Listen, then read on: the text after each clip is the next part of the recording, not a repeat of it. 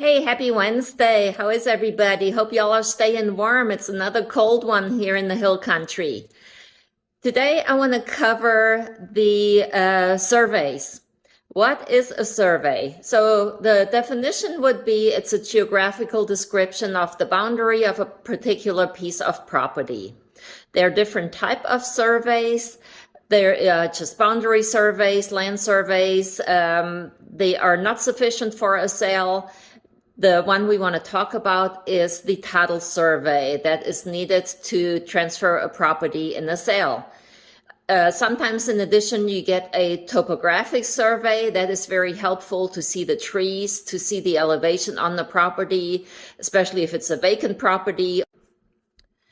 The process of a survey is such that the surveyor actually does some work before he goes to the property. He researches the deed, the surrounding properties, encroachments, a lot of information prior to actually visiting the property.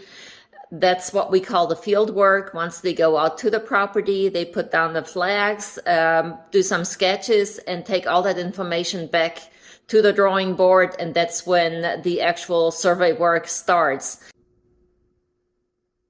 Here is the example and drawing of a title survey.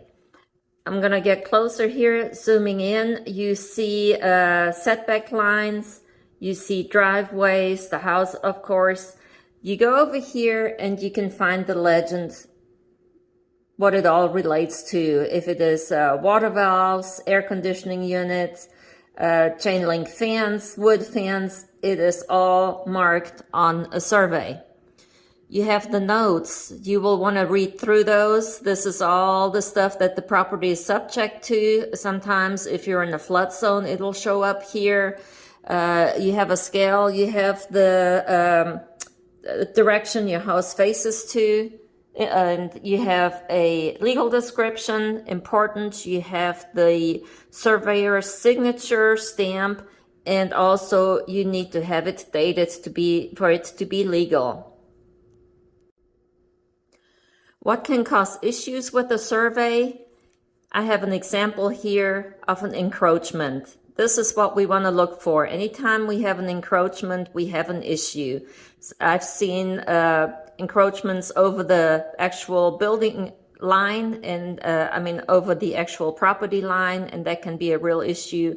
Driveways are often on the neighbor's property, less of an issue that can usually be worked out.